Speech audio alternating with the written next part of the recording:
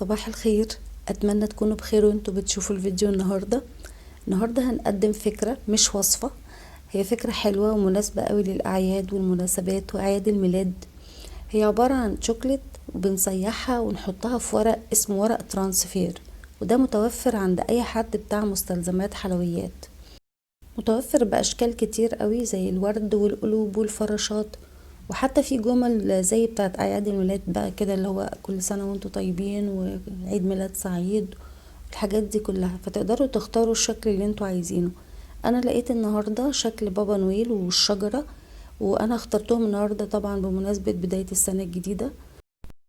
كل سنة وانتوا طيبين، وياريت تجربوها، هتبقى حلوة قوي وهتبقى ممتعة جدا للأطفال، وحتى ممكن نقدم منها للضيوف ولأصحابنا. فيلا بينا نتعرف الأول على ايه هو ورق الترانسفير، وهل هو صحي ولا مش صحي.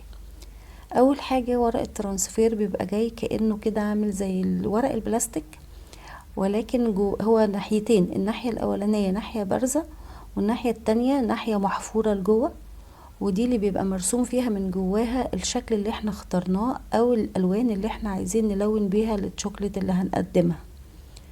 ما تخافوش من الالوان، هي الوان مش مضرة، هي الوان صحية عادية، بس ما نحطش ايدينا عليها لان ده ممكن يخليها تتمسح.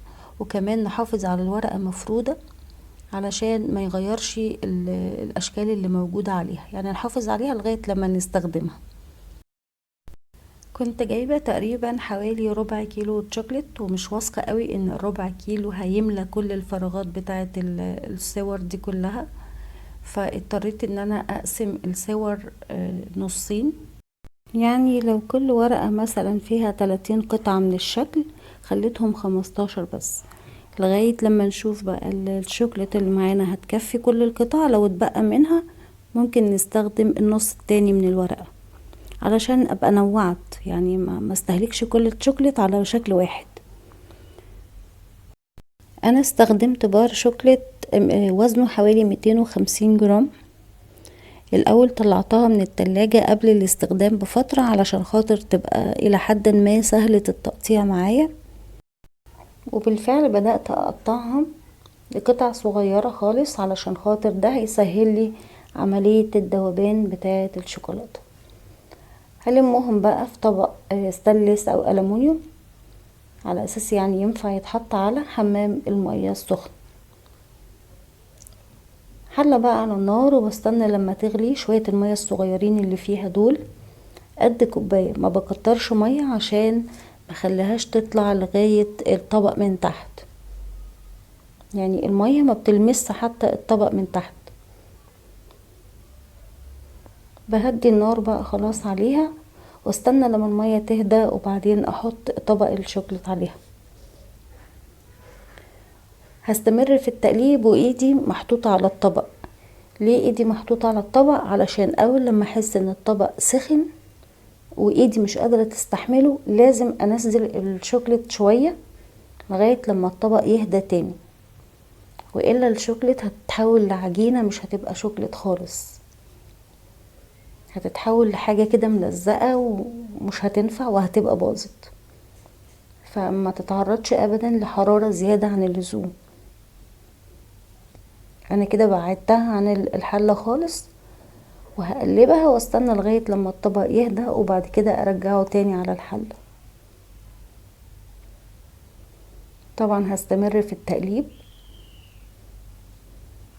عشان كل الشوكولات تدوب معانا في حمام المية السخن.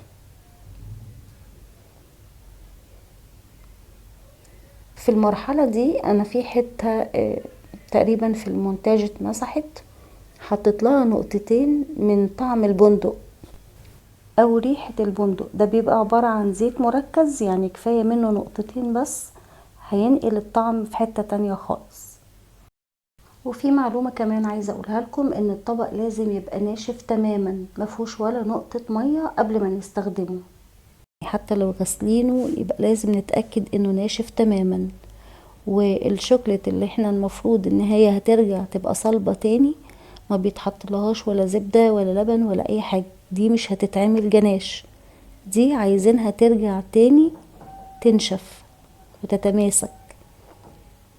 خلاص عملت بقى ايه، كيس حلواني حطيته في كوباية عشان اقدر انزل فيه كل الشوكولات السايحة بتاعتنا. تقدروا تستخدموا اي حاجة تصبوا بيها الشوكولات في الاشكال، ولكن الاكتر حاجة بتخلينا نبقى متحكمين في الشوكولات قوي واحنا بنصبها هي كيس الحلواني، ونفتحه فتحة صغيرة خالص علشان ما يدلقش دلق، ودي اشكال صغننة يعني هتتملي بسرعة جدا. بنمشي كده على حرف الشكل وبعدين نملى من جواه، وبعد ما بنملاه بنخبط كده جنبه خبطتين علشان الشوكولات يتوزع جوه الشكل بشكل متساوي. تمام كده، بنملى واحد تاني وبرضو بعد ما نملاه بنخبط الخبطتين دول جنبه كده علشان الشوكولات يتوزع بشكل متساوي. هنمسك بقى الورقة كده، بس يعني في ملحوظة، يعني انا عارفة امسك الورقة كده لان انا قصاها، لكن لو الورقة كلها كاملة انتوا عاملينها يبقى لازم تبقى محطوطة على صينية عشان تعرفوا تنقلوها لجوه التلاجة. لازم تبقى محطوطة على صينية، يعني حاجة ناشفة شايلاها عشان ما تتزحلقش من ايديكم وتقع وهي لسه سايحة. بعد كده دخلتها التلاجة، اخدت حوالي 5 دقايق او 10 دقايق، وخلاص بقى الشوكولات كلها تماسكت وبقت ناشفة زي الاول. واي زيادات في الشوكولات حوالين الشكل نقدر ان احنا نكسرها كده بمنتهى البساطة، بتطلع عادي جدا. شكلهم كيوت قوي. انا بقى هشيل الزيادات من حوالين كل الاشكال بتاعتي وهوريها لكم، هتشوفوا قد ايه هي حلوة جدا. خلصت اول شكل اللي هو شكل الشجرة، ودلوقتي شكل بابا نويل.